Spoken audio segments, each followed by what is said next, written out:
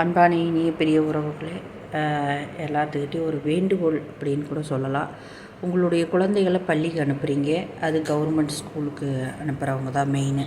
அப்புறம் மறுபடியும் ஒரு சில ப்ரைவேட் ஸ்கூலுக்கு போகிறவங்க, சரியா? இவங்க எல்லாருமே காலையில் நேரம் சாயங்கால நேரம் லிஃப்ட் கேட்குறாங்க, சரிங்களா? வண்டி போக்குவரத்தில் இருக்கு இல்லையா, அவங்க நான் என்ன சொல்கிறேன்னா, நடக்கணும்னு டிசைட் பண்ணுறீங்கன்னா தயவு செஞ்சு நடந்தே ஸ்கூலுக்கு போயிருங்க. அதே சமயம் வீட்டுக்கு வரணும்னு முடிவு பண்ணுறீங்களா, இப்போ ஸ்கூல் விட்டோன்னே நீங்கள் தாராளமாக வீட்டுக்கு வந்துடுங்க. ஆனால் இங்கே என்ன பிரச்சனை நடக்குதுன்னா, லிஃப்ட்டு கேட்குறாங்க. இது ஒரு பொதுவாக தான் சொல்ல முடியும். இப்படின்னு பார்ட்டாக பிரித்து சொல்கிறதுக்கு இது ஒன்றும் என்ன சொல்கிறது, பொருள்கள் விற்கிற இடம் கிடையாது. குழந்தைகளினுடைய நலம் எந்த அளவுக்கு நீங்கள் விரும்புகிறீங்களோ அதே அளவுக்கு அவர்களுடைய பாதுகாப்பையும் விரும்பணும். குழந்தைகள் அனாவசியமாக யாருக்கிட்டையும் லிஃப்ட்டு கேட்கக்கூடாது. கடைசியில் அந்த குழந்தைகளை காணோம் அப்படின்னு சொல்லி சொன்னாக்கா நீங்கள் தான் அலையணும். அதை அந்த குழந்தைகளுக்கு அறிவுபூர்வமாக சொல்லிக் கொடுங்க. இப்போ மாமா வந்தாங்க, சித்தப்பா வந்தாங்க அப்படிங்கிறது கூட ஓரளவு ஏற்றுக்கூடியதாக இருக்கும். ஆனால் பசங்க யாருன்னே தெரியாதவங்க கூடையெல்லாம் ட்ராவல் பண்ணுறாங்க.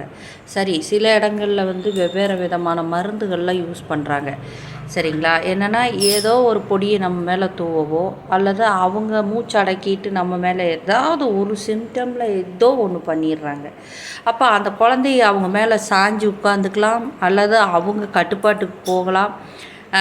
குழந்தைகள் அப்புறமாடி கொண்டு போயிட்டாங்கன்னா, ஐயோ அம்மான்னு நீங்கள் அடிச்சுக்கிட்டோ ஒரு போலீஸ் ஸ்டேஷனில் கம்ப்ளைண்ட் கொடுத்தோ எந்த பிரயோஜனமும் இல்லை.